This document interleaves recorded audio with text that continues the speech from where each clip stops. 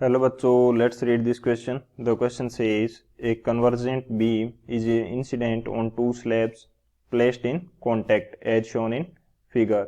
Where will the rays finally converge from the interface of B and air? Option first 2, option second 8, option third 3 and option fourth 7. तो इस question के अंदर हमें दे रखा है कि दो स्लैब्स हैं जिनको अटैच करके रखा गया है ए एंड बी. जो इंसिडेंट रे है वो फाइनली बी एंड एयर से कहाँ पे कन्वर्ज होगी, ये हमें फाइंड आउट करना है. तो हम लोग बात करते हैं की कंसेप्ट की. की कंसेप्ट की यदि बात की जाए तो की कंसेप्ट क्या होगा इस क्वेश्चन के लिए हमारे पास, वो हम देख लेते हैं. की कंसेप्ट हमें यहाँ पे सबसे पहले देखेंगे कि ये जो स्लेब आती है ग्लास स्लेब लाइट रे के बीच में, तो उसके कारण क्या हो जाती है, लाइट की शिफ्टिंग हो जाती है. तो वो शिफ्टिंग कितनी होगी, तो हम बात करते हैं shifting due to glass slab. Shifting due to glass slab.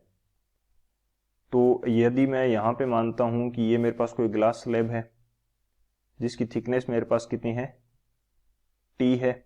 अब यदि एक लाइट रे इसके ऊपर इंसिडेंट हो रही थी कुछ इस तरह से, यदि ये ग्लास स्लैब नहीं होती तो ये कुछ इस पाथ को फॉलो करके यहां तक आती.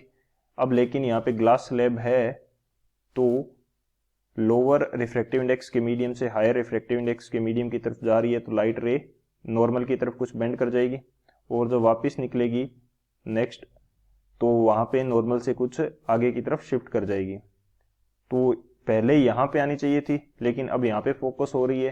तो ये जो वैल्यू आ रही है इसको मैं बोल देता हूँ डेल्टा टी, और ये डेल्टा टी क्या है, शिफ्टिंग है.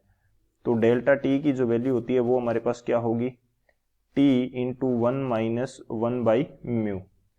T is the thickness of glass slab and mu is the refractive index of this slab. तो ये हमारे पास शिफ्टिंग रहेगी.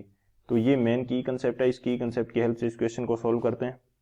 सॉल्यूशन की यदि बात करें तो सॉल्यूशन क्या रहने वाला है इस क्वेश्चन के लिए, सबसे पहले हम फर्स्ट स्लैब के लिए जो शिफ्टिंग होगी वो फाइंड आउट कर लेते हैं. तो यहाँ पे हम बात करते हैं फॉर फर्स्ट स्लैब. तो इसको मैं बोल देता हूं डेल्टा T1 और फर्स्ट स्लैब की थिकनेस कितनी है 6 centimetre. 1 minus 1 by mu, refractive index इसका कितना है 3/2 है.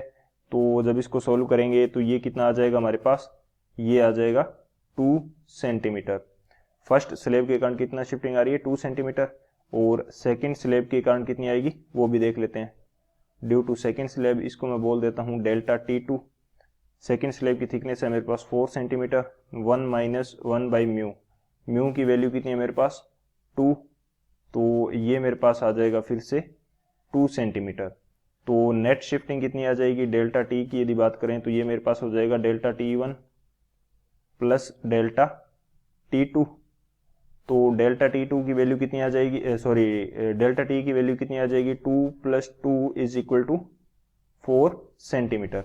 यानी कि ये पहले जहां पे इंसिडेंट हो रही थी उससे क्या होगा 4 सेंटीमीटर आगे क्या होगी, इंसिडेंट करेगी या फोकस होगी. यानी कि कुछ इस तरह से, इसको मैं थोड़ा सा यदि फिर से सही से बनाता हूं,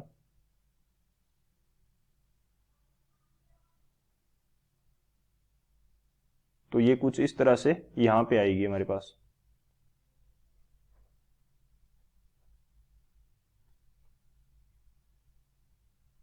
कुछ इस तरह से यहाँ पे आएगी, और इन दोनों पॉइंट की जो डिस्टेंस आएगी वो हमारे पास आएगी 4 सेंटीमीटर.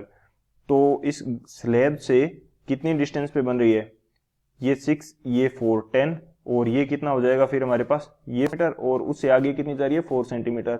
तो इस बी एंड एयर इंटरफेस से कितनी डिस्टेंस पे फोकस हो रही है 8 सेंटीमीटर पे. तो हमारे पास कौन सा ऑप्शन आएगा करेक्ट, इसका आंसर तो आने वाला है 8 सेंटीमीटर. ऑप्शन कौन सा करेक्ट होगा, बी करेक्ट होगा.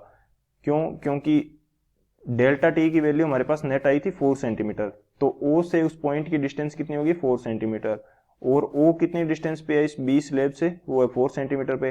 तो बी एंड एयर इंटरफेस से कितनी दूर पे शिफ्ट होगी 8 सेंटीमीटर पे. तो कौन सा ऑप्शन करेक्ट है, B. So option B is the final answer.